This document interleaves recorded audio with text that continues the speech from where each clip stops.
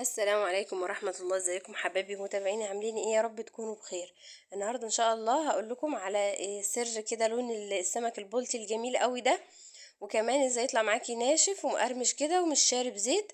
الكفر بتاعه يعني يكون ناشف من بره. تابعي معايا الفيديو للاخر، ولو اول مرة تشوفي قناتي يا ريت تشتركي في القناة وتفعلي الجرس عشان يجيلك كل جديد. يلا بينا نبدأ الوصفة بتاعتنا النهاردة ونشوف عملناه ازاي. معايا بقى السمك بتاعي كده بعد ما غسلته كويس قوي قوي. وافضل طريقه تغسلي بيها السمك اللي هو تغسليه بملح وليمون، بس ملح وليمون. وبعد ما نغسله كويس قوي وننقعه في ملح وليمون، بنعصر عليه نص ليمونه تاني قبل ما نحط فيه الخلطه بتاعتنا. معايا بقى المكونات بتاعتي: معلقه صغيره من الكزبره الناشفه، معلقه صغيره من الكمون، نص معلقه من البابريكا، ونص معلقه من الفلفل الاسمر، وكمان معلقة صغيرة من بهارات السمك، ومعلقتين صغيرين من الملح. ومعايا قرن فلفل أخضر وقرن فلفل حامي لو حابة تستغني عن الحامي براحتك، والنص ليمونة دي. وكمان هنحط عليهم معلقة خل. هنضربهم بقى في الكبة يدخلوا مع بعض كده كويس، يا إما نعملهم في الهون زي كده. وهنعصر عليهم النص ليمونة،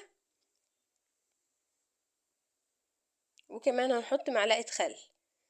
الخل بيبقى جميل قوي مع الليمون في السمك، وكمان يعني بينشف السمك معانا. تمام. اهو هنحط بقى كده جواه الخلطة بتاعتنا دي كويس قوي، والفتحات اللي عاملينها بره.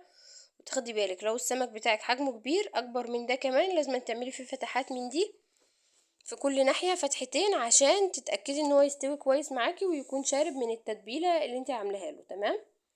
او كده نحط كويس قوي من التتبيلة عليه،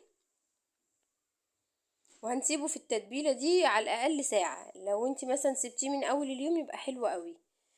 والمعلقه اللي باقيه دي هقول لكم هنعمل فيها ايه. هنيجي بقى هنا عشان نقلي السمك بتاعنا بعد ما سيبناه في التتبيله دي شويه. نجيب كوبايه من الدقيق، وعليها معلقه من النشا، معلقتين من النشا. تمام، معلقتين من النشا، ورشه كمون، ورشه فلفل اسمر، ورشه بابريكا، ورشه بهارات سمك، نفس البهارات اللي احنا حطيناها جوه السمك، بس حاجات بسيطه مش كميات كبيره. وانا هنا نسيت احط النشا وهرجع احطها تاني معاكم،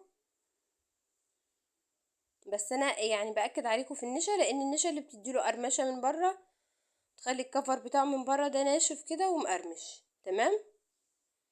طبعا على حسب الكميه بتاعتك، يعني انا حطيت معلقه نشا ان الكميه مش كبيره، لكن لو انت حاطه كميه كبيره فتحطي يعني كوبايه الدقيق عليها معلقتين نشا او كده. ونغرق السمك بتاعنا كده كويس قوي في الكفر ده، وننفضه كده كويس قبل ما نحطه في الزيت.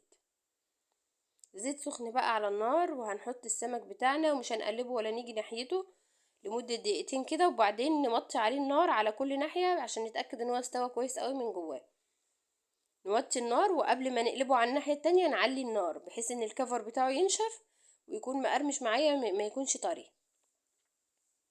وهتحطي بقى النص الليمون ده اللي احنا عصرينه، مش هيخليلك اي ريحة زفارة في البيت خالص من ريحة السمك. تمام. دي فايدة النص ليمونة اللي احنا حطيناها في الطاسة كده معاه، تخليلي السمك ريحته جميلة برضو في القلي، وكمان ما بتعمليش اي ريحة زفارة في المطبخ نهائي ولا في البيت. اهو انا كده قلبته على الناحية دي، شايفين لونه وجماله؟ هو كده خلص معايا السمك الكمية بتاعتي دي الاولانية. هبدأ احط بقى الطاسة التانية، بس قبل ما احطها هنضف الزيت كويس قوي من الحاجات اللي فيه، عشان الحاجات دي ممكن تخليلي السمك الجزء التاني او الكمية اللي انت بتقليها تغمق معاكي، فلازم تنضفيه كده كويس من الحاجات اللي فيه. ممكن كمان تصفيه في حاجة وبعدين ترجعيه تاني. اهو هنزل كده بالكمية بتاعتي بقيتها. هنا بقى هنعمل الرز مع بعض. معايا بقى بصلايه صغيره مقطعاها مكعبات صغيره، نزلت عليها بشويه زيت وهخليها تتحمر كويس قوي لحد ما تاخد اللون الذهبي الحلو ده اللي هو الغامق سنه. هنزل بقى بالمعلقه الخلطه بتاعه السمك على الرز، بتديله طعم تحفه. يعني مش هقولك على جماله، ممكن يتاكل لوحده. اهي كده لحد ما غمقت معانا شويه نزلنا بالميه. طبعا كل كوبايه رز عليها كوبايه ميه، ده الرز المصري. هنزل بقى بالملح بتاعي، وبرده نص معلقه صغيره من بهارات السمك، ونص معلقه من الكمون. بس كده، واقلب. كمون وبهارات سمك بس مع المعلقه اللي احنا حطيناها. وبعدين لما الميه غليت نزلت بالرز بتاعي واول ما يغلي ويتشرب هوطي النار عليه، وورقتين لوري كده بتديله طعم حلو قوي برضو. اهو كده الرز اتشرب، انا بقلبه كده تقليبه، وبعدين هنغطيه بقى ونسيبه يستوي. اهو رز مفلفل وجميل وشكله تحفة. هنا بقى نعمل كمان سلطة الطحينة معايا كده بقى، تحطي الكمية اللي انت عايزاها،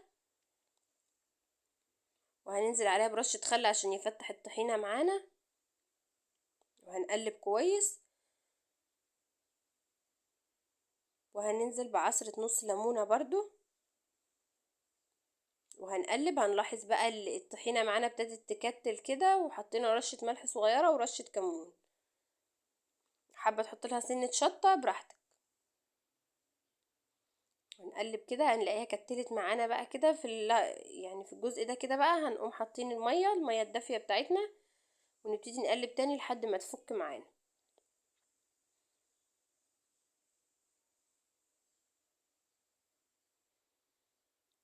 كده،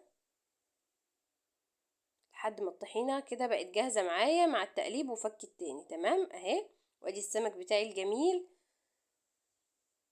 وكمان الرز اللي احنا عملناه المفلفل وجميل قوي مع السمك والطحينة. وكمان هنعمل معاها شوية سلطة خضرا بقى كده بالبصل، حاجة كده تحفة. يا رب الفيديو يكون عجبكم والوصفة تكون عجبتكم، واشوفكم في فيديو جديد ووصفة جديدة. مع السلامة.